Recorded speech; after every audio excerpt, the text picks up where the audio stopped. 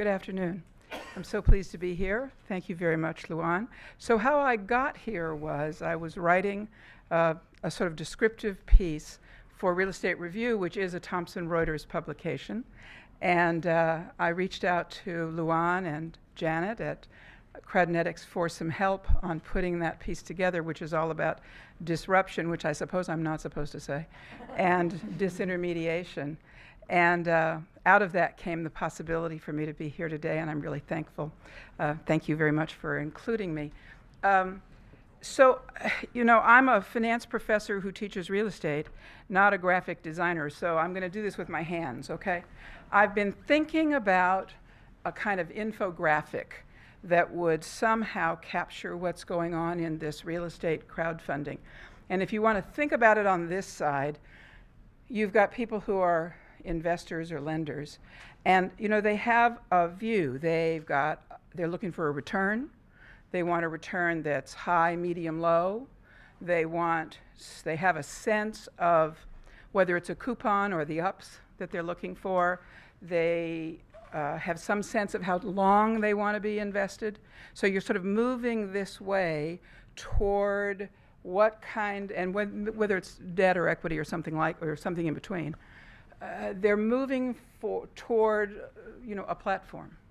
And on the other side, you've got real estate owners, developers, rehabbers, value add, whatever. And they're moving and they're saying, what do I need? And maybe I'm looking for a little sliver of debt. Maybe I'm looking for something, you know, somewhere in that capital stack. Maybe it's big, maybe it's little. I've got a particular property type. So I'm on the hunt for one of these platforms.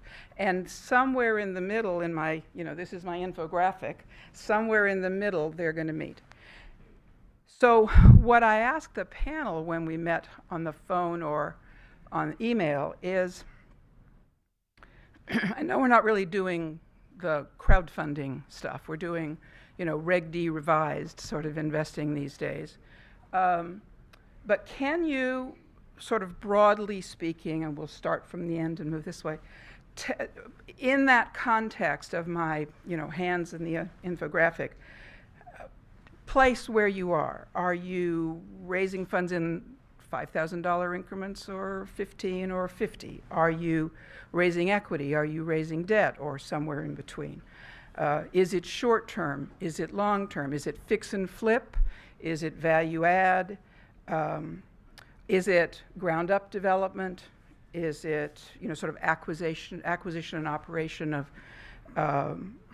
long-term major assets? So you're sort of on those metrics, share with us first who you are and what you do. Thank you. Great, get to go first. Peter Slagowitz, I'm the CEO and one of the founders of RealPartner. Where we sort of fit in this space is in the performing residential mortgages. It was interesting listening to what you're going through. Is it debt? Is it equity? I think we're actually sort of a hybrid and sort of a mix in the way you look at it, because we're not really raising equity. What we're really doing is we're selling participations in the mortgages that we're able to source from the market and then hopefully distribute through the RealPartner platform. The length of the investment obviously depends on the length of how long that mortgage is going to last out there. Although the platform does allow for, after a certain period of time, for you to be able to retrade the participations to other investors on the platform. Although historically, typically, a pool of 30-year mortgages, which is typically what we're going to see due to prepayments, refinances, selling of the houses, turnover, etc., it generally has a final of about 5 to 7 years, with a weighted average life of about 3 to 4. In terms of the space, the average loan that we see here is about a $200,000 balance. So a 10% participation would be about 20, but obviously some of the loans are smaller. We see loans as small as 50,000 and as big as, you know, 400,000 or 500,000. So it really depends on what sector and what loans you choose in order to build your portfolio. So it can be as small or as big as you like it, but it's, you know, not really debt or equity. It's really a participation. Thank you. Dan? My name's Dan Miller, the co-founder of Fundrise. We were actually the first real estate crowdfunding platform in the country, launching in August 2012, and the only to have done offerings actually to non-accredited using Regulation A. So not just accredited, but selling to anybody, where anybody could invest for as little as $100. Our background was in real estate development. We initially built the platform for ourselves to allow us to raise capital from a broader group of people. So our focus is normally urban infill development deals, kind of 30 million and below. We're normally providing preferred equity, junior to bank debt, senior to equity in the deal, up to 5-year term, normally kind of 10 to 16% yields, and it's paid out of refinancing or sales. So we came from development, that's our background, and that's our focus. Working with sponsors, kind of the normal sponsor does deals around 5 to 20 million, but also much larger sponsors who really view it as a marketing platform. Even if it's a small amount of capital, it lets them build a brand and connect with investors. I'm AdaPia. I'm the Chief Marketing Officer of Patchaland. Patchaland's one of the earlier sort of technical real estate crowdfunding platforms we came after Fundrise. We have always been focused on debt only, so we don't raise any equity. We work with a lot of value add and rehab and refi 12-month notes with a no prepayment penalty. So our average loan terms are around 6 months right now. Average yields are 12%. Around that. So where we fit in the space is we've always just been on the top of the capital stack. So we work with small balance loans. Our average loan size right now is about $250,000, but we're quickly moving up in loan size into the $1 million and $1.5 million range quite rapidly going forward. Let me think what else. So we talked about duration being the short term, balance, and debt only. So let me just stop you right there. So your investors are putting in $5,000? Yes, yeah, Right. our minimum's 5. Yeah. Haider? Haider Nazar, CEO LendZoan. We're one of the latest entrants into the peer-to-peer real estate marketplace as a marketplace. And our background really is we have a network. We come from a lending background. We have a fairly significant network of private lenders throughout the country. And last year, that network originated over $260 million in loans, primarily first position, non-owner occupied, fix and flip inventory. So we're in the process of onboarding that marketplace, that offline marketplace, onto our crowdfunding portal, and then offering that inventory to a broader investor pool.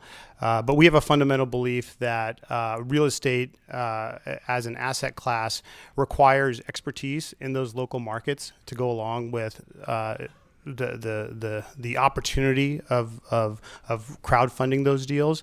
So we're sort of blending the offline world and the offline marketplace and the offline expertise in those local markets and connecting that to capital and using those that network in the field to also be able to market more effectively to drive better deal flow on the borrower side. Thank you. So I'm going to ask you a different question, Scott. Because you're not a platform, you're not in that same sense. Correct. You're the head of an association, so why do we need an association? Well, first of all, we are over 20-year-old nonprofit trade association, which represents the independent real estate investor who actually controls the vast majority of rental units in the United States. Most people are not aware of that. Up until about 2007, funding, the funding world, we didn't need it. So we focused very singularly on how to, pound nails and saw wood. And then obviously things changed, and two things radically changed. One is their pools of capital started appearing, crowdfunding, hedge funds, you name it, self-directed IRAs. And then at the same time, our demand went up, and then Dodd-Frank hit, and all of a sudden our people couldn't get funding. We have deal flow, but we need funding. And they're not that sophisticated. They got deals, but they're just not that sophisticated. So what we did was we decided to form a nonprofit trade association for real estate, alternative real estate investments, and funding. Because now the demand is there and the supply is there from both sides of the equation. So we're bringing an organization to something that's so fragmented because there was no harm in the fragmentation. It wasn't a big fragmentation until now. And now I like to think that we are the interface or the Switzerland or trusted authority. Because if you take away the storefront lender, if you take away the B of A, their storefront, if you take away the loan officer so people can do peer-to-peer, they still have to have a trusted authority. That's where a nonprofit trade association serves its purpose, is like we can't be bought, we can be slightly influenced, I don't want to disavow that, but the truth is that's what we're so committed to, is a trusted authority voice. And so when people here or anybody in the room wants to educate, come to our meetings, get online, do an interview, as long as it's great education for our people, because these are the sophisticated people in this room. Our people are mom and pops all across America, and I think we can do a great job if we work together lifting them, as opposed to Dave Delgado, I hope he's not here today, or whoever the late night guru is that's trying to convince them otherwise. That's the latest one. So let me ask a question for the panel. If we can clarify where you fit in the capital stack. So Peter, your first lien mortgages, 30-year mortgages that you're selling, packaging? No, not exactly. Literally, you are the capital stack. Right? Okay. You're buying a participation in the whole entire mortgage, or percentage of that mortgage, but you're pro rata with the other participants in that loan. The only people in front of you would be, unpaid property taxes, for example, but that's neither here nor there.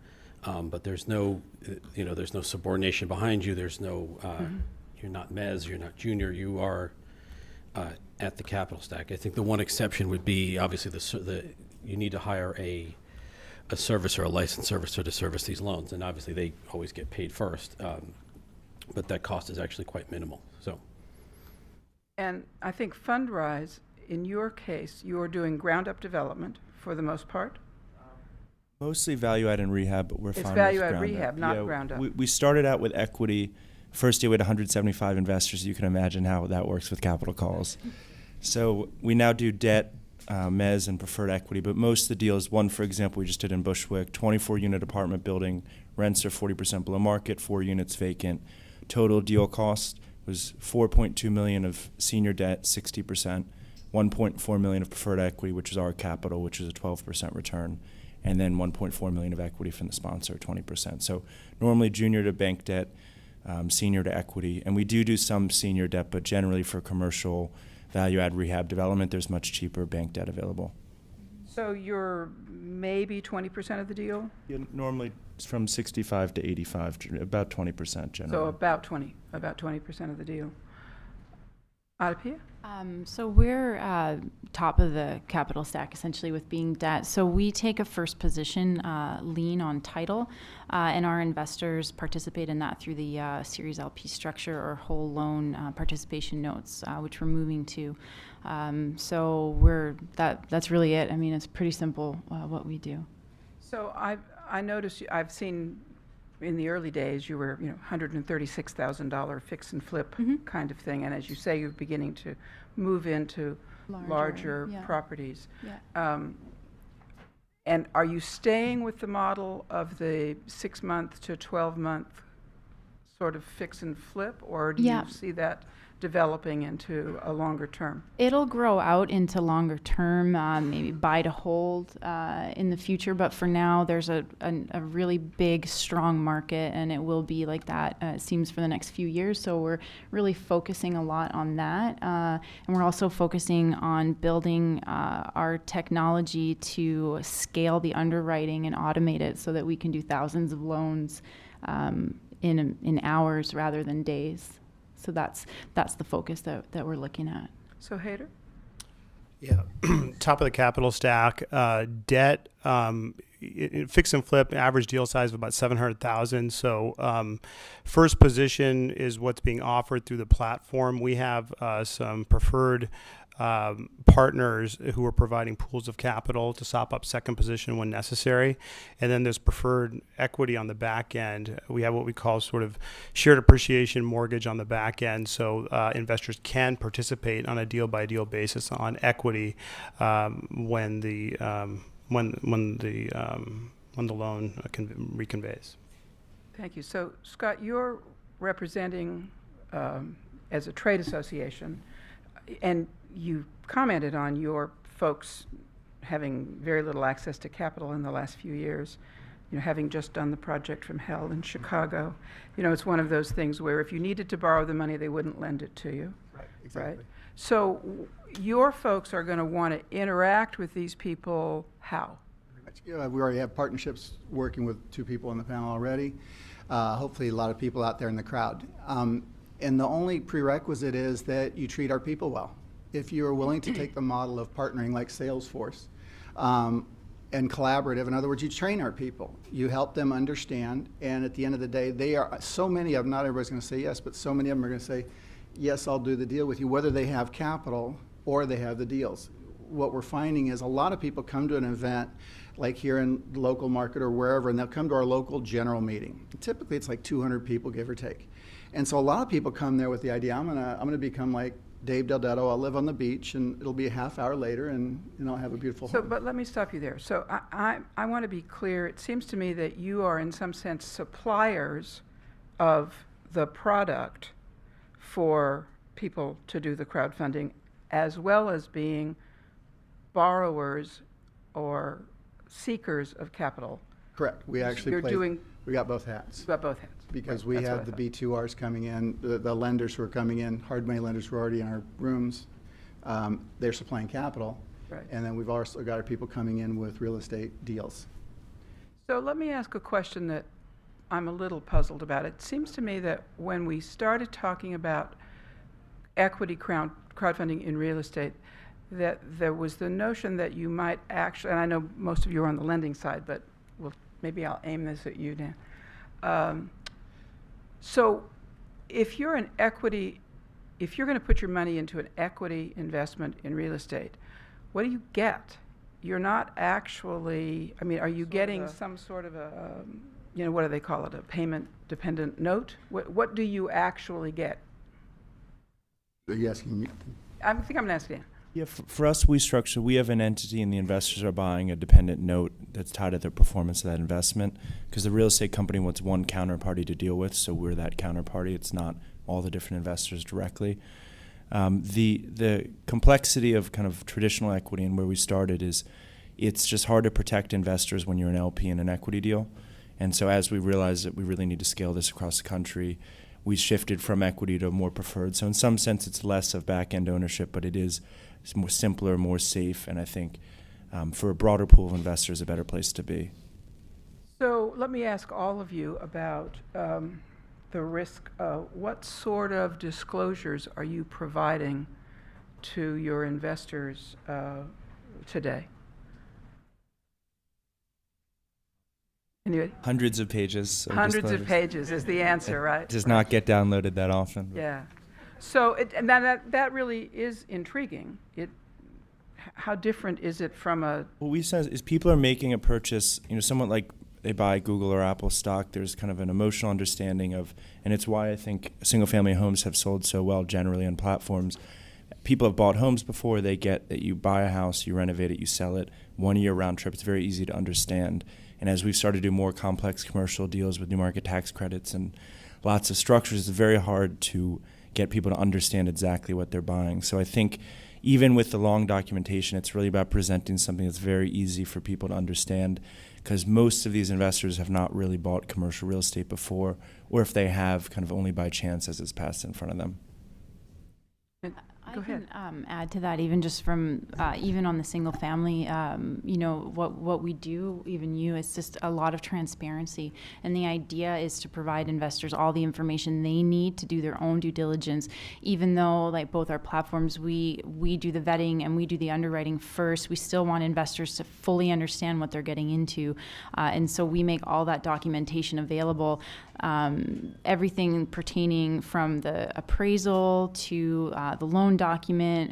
We can't publish FICO scores, of course, personal information like that. We can't, but as much as possible, the investors see all the documents that we see. Haider? So our platform is a marketplace. So the individual portfolio manager in the field, they are actually originating the loan. We're the marketplace, but the investor is investing into a trust. and the disclosure. There's a private placement, a PPM that's disclosed, invested into the trust. Coupon payments handled by a loan servicer, and at the end, depending upon the deal and what is negotiated, whatever equity, whatever value is created in the improvement on that property is shared across the owners of that trust. So one of the things that intrigues me is I think that I thought that this was going to be a totally automated process when it got up and running. You know, there'd be I'd go online and read something and push the button, and that doesn't seem to be the case. It seems to me, having signed up with half a dozen sites, that it looks like much more of using a mechanism to reach a broader audience beyond friends and family, but then they become a resource that you tap back into personally, that there's a lot of personal hands-on touching in the relationship that I think came as a surprise to me. Are you finding that that's the case? Go ahead, Scott. I would suggest that's exactly what's happened, because it was a very simple world before. You either did securities or you did it yourself. There was no incremental amount that you could do. Now you can do part of it. You can get as involved as you want, or I call it the customization of money. It's the idea that you can get as involved in the transaction as you want. And so now you've got many, many alternatives as far as how much you want to get in the deal and how nichified the financing is. So, Haider? Well, yeah, I agree. There is still a manual process, but the democratization that's happening, to use the word from earlier, is that there's a democratization of the investor pool and the borrower pool, access to money, and on the flip side, access to deals that wasn't there before. So that has through the cloud, that has created more availability to a broader pool of people. But I think until there's I think there's a set of standards that have to be driven. There's both within, from a technology perspective, but also from a compliancy perspective. And I still know a lot of borrowers out in the field who think that crowdfunding is nonsense. They actually think that it's a website, and they think that they can't get their deals funded through a website. And so I think there's still going to be sort of the human element. There's still going to be in real estate. I mean, part of the beauty of real estate is you can drive by it and say, that's what I invested in, right? Exactly. But because of that, I think you also need to have folks and boots on the ground that can help investors understand this asset class and become a part of it. I think there are really two pools here, and the problem with SEC regs is that the only thing that's easily allowed is accredited. So when you're talking about accredited, they're always shown lots of deals. They're the people that people chase for investment. It's not new that they're seeing deals. Maybe it's tailored real estate, but they see lots of projects. So they require hand-holding. They require phone calls. They require email interaction because people are always asking them for capital. The 3 public offerings we've done where anybody can invest, it's an entirely different behavior. Somebody goes online, they look at the deal, they transact, they buy $300, and they're gone. No questions, no emails, no marketing, no anything. And so I think until the SEC rules really allow, non-accredited at scale, all of this is just really a small network of accredited investors poking around sites. So it's really an entirely different customer and decision-making process. One, because they've never seen deals like this, but 2, because the dollar amounts are small enough that it's thought of differently. It's like somebody going to a website, e-commerce, and buying something for a couple $100. So I think that's really the sea change that's going to shift everything. I think for now, when it's limited to accredited institutional, it is more of a lead generation tool as opposed to just putting a deal out and money coming in. Peter? Yeah, I just want to make the point. This isn't mindless investing. This isn't like going to eBay and clicking buy and buying a couple of widgets or a book on Amazon. This is about giving access to people, especially on our platform, access to product that they hadn't had access before, and the ability to be able to enjoy the returns in that product. We don't really want people just going, oh, I'm taking, click, buy and not look. They're supposed to give it thought. We're giving them the option to choose between, do you want to buy all of one loan or all of 10 loans or half of what's on the site or not? And with that access, they get to go and do the level of due diligence they need to do to be able to make those decisions. So, Haider, you mentioned this, the connection to the local, how do you know about the local elements of the deal? So I guess I wanted to ask, sort of how does the vetting happen of the deal? When we were chatting, I mentioned hearing the founder of auction.com recently speak, and that's, an incredible story about the volume that they've gone from just, nasty little foreclosed on houses in distress kind of stuff into a much larger scale. And they've made the decision to move into backing the due diligence that they've done, providing some sort of measure of guarantee. How do you see that?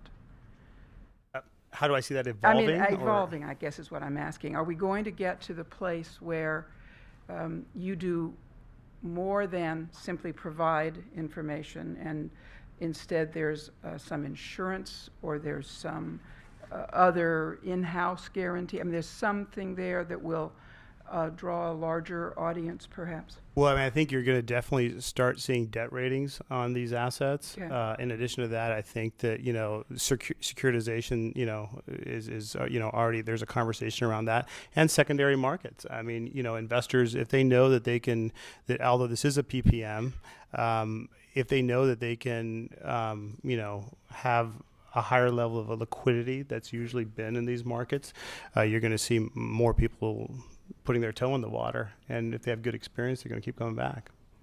AdaPia? Yeah, there's also there's other ways to approach that too. For example, we pre-fund the deals, so we actually directly lend to the borrower at first. So we're putting our own money down at the risk that it's not going to get resold to investors, and that's also moving into a co-investing model where we'll leave some money in alongside investors as well. It's really like e-commerce in the early 90s. There's a lot of waves. It's going to take a lot of different components in the ecosystem for it to get there. And it's early on. So right now we're heavily curated, put our own balance sheet into deals, see every single building that we're underwriting and we're financing. At some point, there'll be third-party reviewers. Maybe it's the top users on the site end up having credibility and there's ratings. But right now we kind of want to centralize it just to make sure, because we can't have any, bad deals in this first 30 to 50 projects. So I think over time it's really going to open up so it can be automated, but it's very customized at this point. And I also think even a company like Lending Club that's at scale, it appears automated, but there's just a lot of people in the back digging and putting stuff together. So I think the broader kind of automation thing is not actually as, across the whole industry, is not as much reality as it seems on the front end. The one thing that's unique about about our platform, what we do, since we are buying closed loans, and then putting them through the site, there is actually reps and warrants that you get from the seller of the closed loans. Now, look, they're not repping that the guy's not going to lose his job and stop paying. And we do try to give as much diligence information as we're legally allowed, and more if you're willing to sign a non-disclosure agreement in order to make your own decisions. But the person that we're buying the loan from makes a certain amount of reps as to the integrity of the data, the lien position, that the loan was serviced properly before we bought it. So no fraud, for example, like that. So though it's not rep and warring the diligence, it is rep and warring a lot of the basic information that you're relying on to know that you have a valid lien that was underwritten the way it says and that the documents are true and correct. So I'm going to start the next question with Dan. I remember the article, was it 2012 in Atlantic, on the deal that's going to change everything? The real estate. If you haven't read the article, you must go find, I think it's November 2012. Yeah. So if you read that article, which is Ancient History, 2 years ago, I think there was a tone there, and perhaps with you and your brother, that the actual urban form was going to be affected. That we were going to, because we could bypass institutional investors and Wall Street, that there would be different, perhaps better decisions made that were more responsive to the interests of the community, So in sort of in the same light of the earliest question this morning on social responsibility in investing, that people would make decisions and would invest in their communities, and those decisions would be different from what we might have seen. I don't think you're finding that now, but maybe you are. Yeah, that's really where we began, giving anybody the access, and the idea being letting local investors invest in the deals because they understand the neighborhood, they can make better decisions. So as an example, our first project, we had 175 investors, raised $325,000 for a development project. The utilities needed to be upgraded, a restaurant was going into the building, and it was going to be 4 months for DC Water to review the permits. We emailed all the investors, told them to forward it to the council member, asking them to expedite, and they got the permit back in 2 weeks. And so you start to see that it's not just investors. These people are activated and can actually support the development. They're more likely to spend money at the restaurant, buy condos, connect with it. So the problem with that vision is just that the SEC hasn't implemented the rules to allow that to be efficiently possible. So the public offerings we've done cost about $500,000 per offering. Doesn't make any economic sense, but we wanted to prototype and test that idea. So you spent $500,000 and you raised to raise $325,000. $325,000. Made a lot of sense. That's why we're the only one to have done it.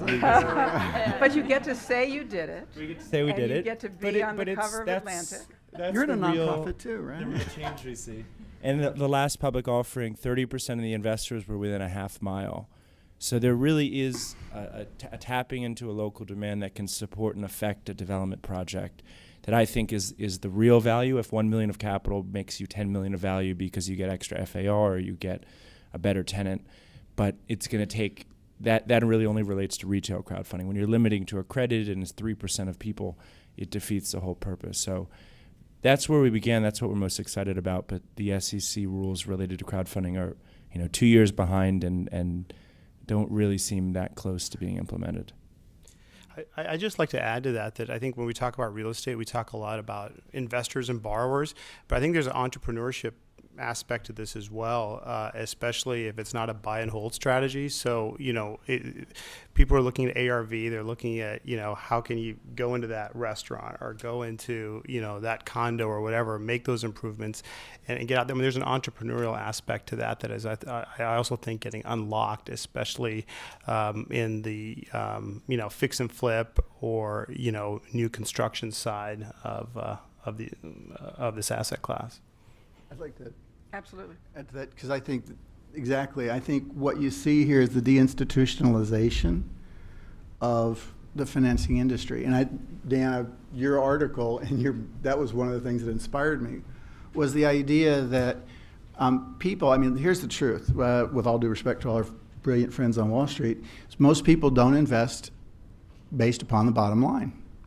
We like to think they do, the 10.5% versus the 11% versus the 9.5% cap, and they look at the delta, and it's like, okay, it's simple. They don't. They look at Apple stock, and I rest my case. The reason is because you guys got a great trainer. He does some of the best private lending. They're leaders as far as the single family. You put your money and your reputation on the line for your community, and people will invest their community, not because it's the return, it's because their community. They're okay getting a 0 or 2% return because it's my community. And I think that's the promise of the crowdfunding. Of the real crowdfunding. Of the real crowdfunding. That's why we're about. excited, Okay. and that's why I get excited about it, is the idea that, and it's the acknowledgement of just the truth, which is most people do not invest based upon the metrics that we usually have as a discussion point, which is what's the return? And the metrics, a project like Chelsea Market, that was a crazy project. Financially, it didn't make any sense at the time. So it's just hard to calculate return. And when you look at fixed metrics of return, you can't see real development and growth. So I think it isn't even that people don't make decisions incorrectly, but there's a lot more to making an investment that has kind of been taken out of it because it's all been institutionalized.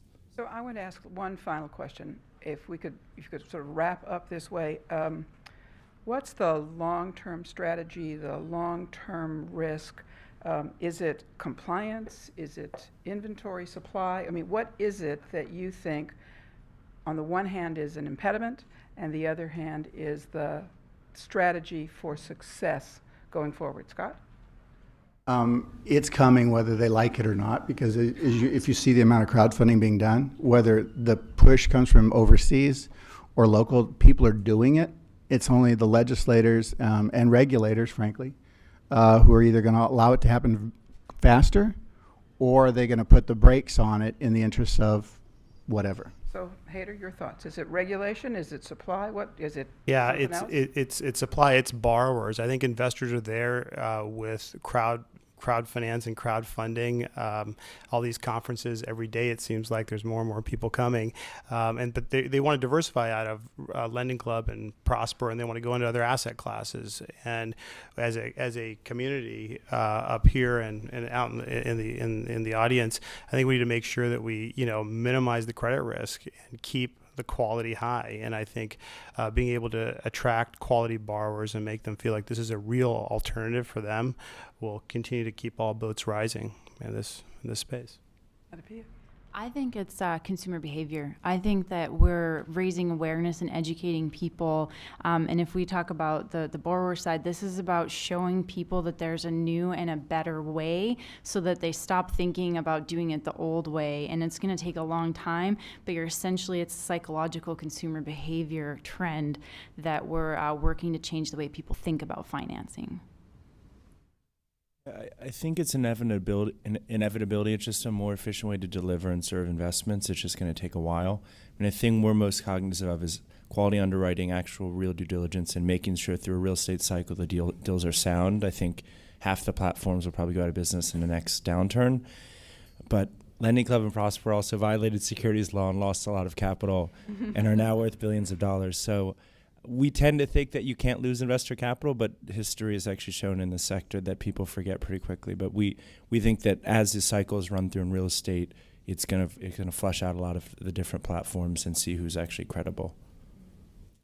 From our perspective, it's all about regulation. If the government tends to treat a lot of these things more as securitizations and deem them as such, they're going to make the barrier to entry and the barrier to investing and creating these deals and these platforms way too high, and investors will be forced back into more institutional mortgage-backed securities and funds, et cetera. If they keep it the way it is and it becomes easier to transact, then we're going to allow the people that are looking to invest in these things the access to the product that they want. That, I think, is a wrap. Do we have time for 2 questions, Luan says. Yes, sir. Yes. I'm a real estate broker in Harlem, and I'm launching a private equity fund rallying Black and Latino investors. And I just want to say 2 things. One is I agree, my investors, and I've probably locked up $500,000 in commitments, most of it is racial pride. It's the fact that they care about their community and they see the displacement. Black families being literally pushed out. I grew up in Bushwick when the drug gangs ran Bushwick. Question for the panel is, you guys, in terms of your due diligence, in New York, I can't speak for other parts, we have some serious real estate predators. Most of the real estate investors that are in Black and Latino neighborhoods are predators. Their business model is predicated on buying a building and pushing out the rent stabilized tenants so they can maximize their profits. They have no social good in their whole existence. So my question is, when you guys do your due diligence, are these the Best question of the day. No. Absolutely not. No, for real. No. We have a social message. I mean, it's. I would love to see the real crowd part of this, like crowdsourcing and crowd involvement and community. This is rebuilding. It's not only about wealth building. And so I would hope that there is a moral and ethical aspect to the way everybody does their underwriting. Well, our LendZoan's parent company has a foundation, and that foundation is focused on giving back in the local economies through financial education and literacy for youth. So we do a lot of conferences all over the country. So profits from all of our companies get placed in the foundation. We're doing an event next week in Dallas and for youth in Dallas. And so every city where we put on an event, we give back and raise money for that event. So, I mean, I can't speak directly to your question, but there is a do-good element to what we're doing and a social side to what we're doing as well. Let So you're going to do this afterwards, but I have one more question. One more question? Okay, yes, ma'am.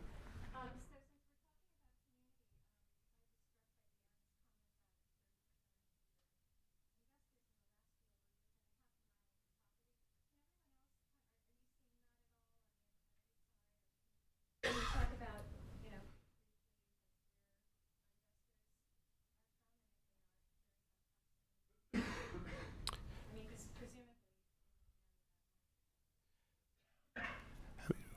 A lot of our investors like investing in California. So, I'm no offense to anyone here from Ohio. We get a lot of Ohio investors wanting to put their money in California deals. For us, we see a lot of our activity, San Francisco, Houston, Dallas, New York, and Florida. Those are the areas where we're seeing most of our deal flow. is there any connection there isn't a connection between the investors where they live and where they're putting their No. In our case, actually the actual opposite, just because there's a certain degree of power that you have by living in the community. You know where the traffic patterns are. You know where the bad neighborhoods. I lived in Chicago for a while. 2 blocks over, you don't want to be there. We don't have any bad neighborhoods in Chicago. Less good neighborhoods. Challenge. Challenge, perfect. All right. Thank you all very much.